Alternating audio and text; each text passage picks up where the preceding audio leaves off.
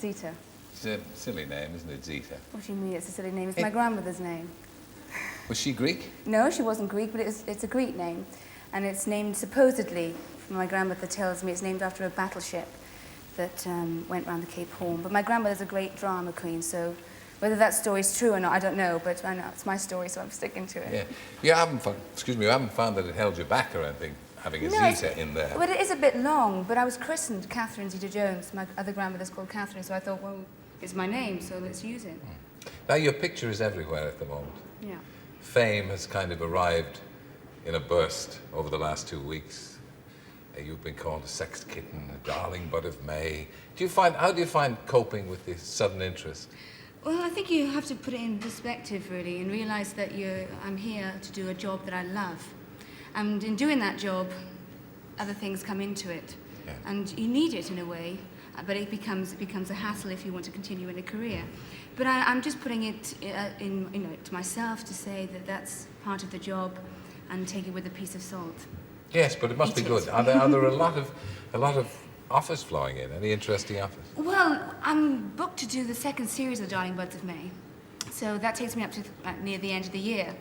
But I've got some personal things that I want to do. I want to be singing again, because that's how I started off, and so I need to have some time and to concentrate, get my energies in that direction. And also, I'd love to do another film. Is it a tough business? Do you have to be tough to survive? Well, I've been in it for quite a while. I did theatre for a long time. I did musical comedy. And that's a very hard business to go into because it's dog eat dog. You know, I went into 42nd Street as a chorus girl. And it's, you know, you're there with 1,000 other chorus girls waiting to get a job, and it's hard. How young were you when you started? I did Annie and Bugsy Malone as a child, but I was 16. I left school to go to get my equity card, which was the most important thing for me at that time. Were you encouraged into this by your family? Was there anybody in the family who was a dancer or an actor? Nobody. How did you get that into your head? I think it's just an ambition that I always had. I went to dancing class. I was interested in the youth drama, and I wanted to do all these things. And I had a chance to do that when I left school to get my equity card, and so I bashed into it. You got a good break with 42nd Street, didn't you? Yeah, I was a chorus girl, and I took over then the lead. Well, so that springboarded me. You were second understudy, weren't you? I was second understudy, and then the girl hurt her knee, and I took over. And within 45 minutes' notice, I was thrown on to do the show. But it was difficult to get, not difficult, but I wanted to get out of that musical comedy actress for a while and try and work on the straight side of it.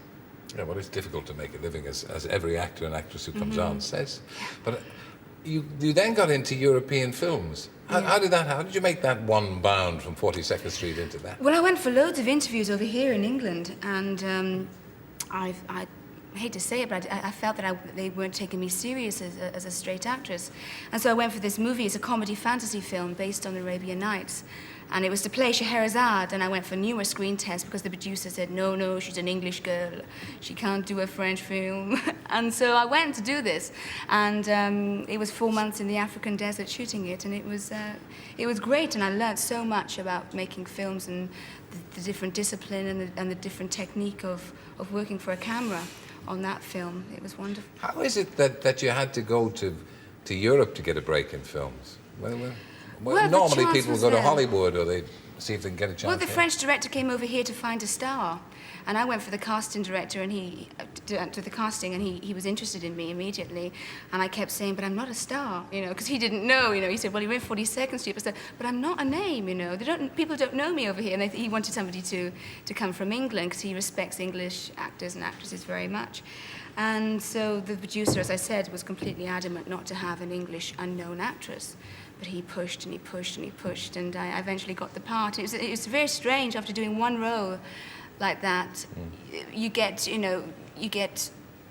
taken seriously. People will put that financial, grab on you. It's not a big financial.